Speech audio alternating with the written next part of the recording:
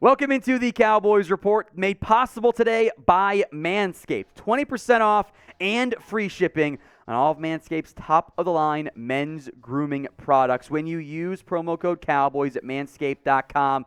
From the beard hedger to the lawnmower 4.0. Tell you all about them later on in today's show as we break down Mel Kiper's draft grades for the Dallas Cowboys. Kiper is graded all 32 NFL teams' drafts, and he appeared to like what the Cowboys did. Emphasis on appeared, and I will explain why later on in today's show. Mel viewed the Cowboys' needs as tight end, running back, wide receiver, DT, kicker. He said there wasn't much flash this year, which is anti-Jerry Jones, although that is a myth. We should know that by now. I think he just not that many skill guys this year out of Mel Kiper. It was a B grade, which is fine. That's not necessarily a disastrous grade. That's good, right? On Mel's scale, as we'll get into at the end of today's video, I'm not so sure. Mel broke down the first round pick, the day 2, day 3, so we'll show you guys what Mel Kiper had to say. He says, in round 1, the Cowboys went in a different direction beyond the tight end, running back, wide receiver stuff, and I have no qualms about it. Mazi Smith is the best run-stuffing defensive tackle in this class, a 323-pounder who will instantly improve their run defense. Their D-line, too often last season, was blown up at line of scrimmage, so adding an anchor like Smith will help the entire front seven. Look at the other NFC East teams. Dallas needed to beef up to stop the run. It's very similar to the pitch that Will McClay made in order to get Mazi Smith as the Cowboys selection in round 1. If you believe what Dallas had to say about Mazi Smith, the claim was that they had him 13th or 14th on their board. I don't know if that was actually true because the Cowboys, I think they kind of lied about where Tyler Smith was last year. But if it is true, it means their process worked. They took the best player, or at least one of the best players, at a position of need on their board. So I won't be too upset from that perspective there as it relates to Mazi Smith. I was fine with the pick. I mean, how long have I stand fatties only in the past? And the Cowboys got the fatty. He was 40th on my board, second round grade. I had better guys, Brian Branch, Joey Porter Jr., etc., Michael Mayer, but hey, it's not a significant reach right there. And I do think Mel's right. Stopping the run overall really did appear to be a priority for the Dallas Cowboys, and running the football as well with some of the other picks they made here. So we'll break down what else Mel had to say, but you guys can take advantage right now and go to the comments and grade the Cowboys draft class yourself.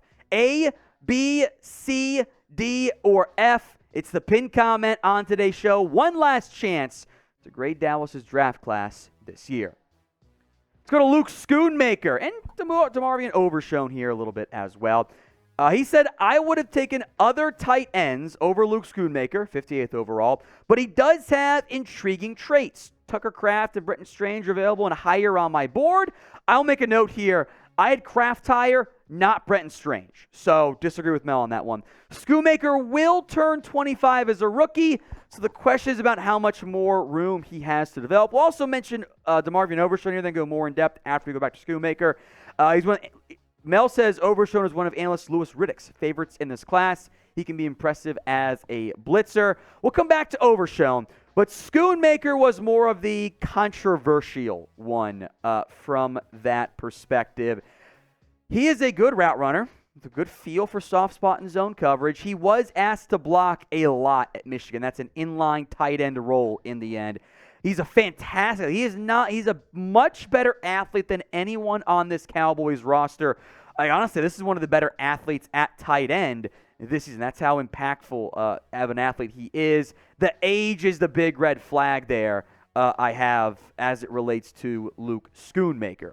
Now, today's show, like we mentioned, is made possible by Manscaped. 20% off and free shipping when you use promo code Cowboys at Manscaped. The Cowboys got a tight end. If you want a tight end, make sure you're using Manscaped's products. The perfect package is on sale when you use promo code Cowboys at manscaped.com. The Lawnmower 4.0, the ball toner, ball deodorant, and the most comfortable boxers known to mankind.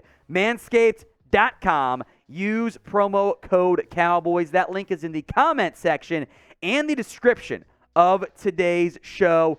Go check it out. If you want to have some success off the field, you should be using Manscaped. That's manscaped.com, promo code Cowboys. A big thank you to Manscaped for helping sponsor so much of our NFL draft coverage here at Chat Sports and, of course, on the Dallas Cowboys Report. Let's briefly just go over DeMarvion Overshown here. That is producer Jeremy's favorite player, by the way. Overshown, I'm very curious what role he ends up playing. I think as a blitzer, there's talent there. He's a former safety, transferred to linebacker, did some edge stuff as well. Maybe the Cowboys give him some blitzing roles. I would say maybe third downs is where you see Overshown the most this upcoming season. So I'm excited to see the role. He's got the range. There are moments that the awareness isn't always there, but he was much better last year. He took a significant step forward in that area. I like Overshown. At linebacker, I'm going to put him in as linebacker 3 right now. The hashtag Cox out movement might not be, it might be more like the free and I movement, where we didn't literally mean out as in not playing, but that's kind of where we're at for this stage. So I'm curious what happens on that front.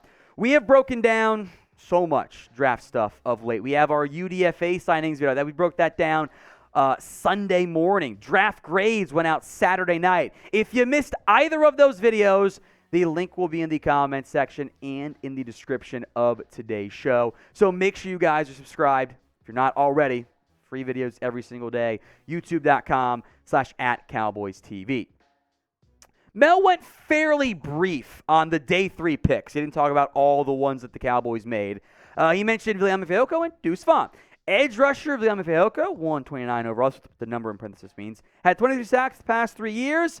I had him as a potential sleeper in December. Running back Deuce Vaughn is a great player in a 5'5" package. I'd love to see him succeed in Dallas, where his dad is a scout. I am very curious what role Fehoko ends up getting for the Cowboys. He's talked about adding some weight so he can do some inside stuff. The Cowboys talked to him about that. It could be kind of your Tyrone Crawford type of role. Some edge, some defensive line. I think he can do a little bit of both, especially if he adds some weight. And I think his athletic profile actually does translate pretty darn well to being an interior defensive lineman from that perspective. So kind of like Chauncey Golston. Let me see what Fehoko does. And I love the Deuce Vaughn pick. He was 138 overall on my board. That was the most exciting move that the Cowboys made. Not the best move, but we got the small running back in the end. I was very happy to get Deuce Vaughn in Dallas. I think he's going to be not a superstar, obviously. But I think he'll be a good player for the Dallas Cowboys. Who is your favorite draft pick? Not best, just favorite. What draft pick were you most excited about doing? You can still go Mazi Smith if you want, but any of the Cowboys draft selections, who was your favorite one? Let me know in the comments section. So to wrap up his grades, here's what Mel Kiper had to say about the Cowboys draft. There's not much flash in this class, which is not usually how team owner Jerry Jones does things. Myth. But I can't knock many of these selections. Dallas did well. Now, I will make note, and I'm going to call Mel Kiper a coward here. He only gave out Bs, basically. The lowest draft grade he gave was a B-, which I argue is the coward's way out. Mel, you spend all year doing draft stuff. You really think that everyone did well? We know that's not how it works. Like, you gave the Niners a B, who had 2 top 100 picks, and used one of them on a kicker? Come on. That doesn't make any sense. I did not do that low of coward way out grades like Mel did there. So Cowboys get a B, but does that really matter? Because if everyone gets a B, what's the real grade? So Mel was on board with the Cowboys draft class, but if you're on board with everybody, are you really making any choices in the end? I'm not so sure. Remember, folks, to grade the Mel Kiper draft in the comments section.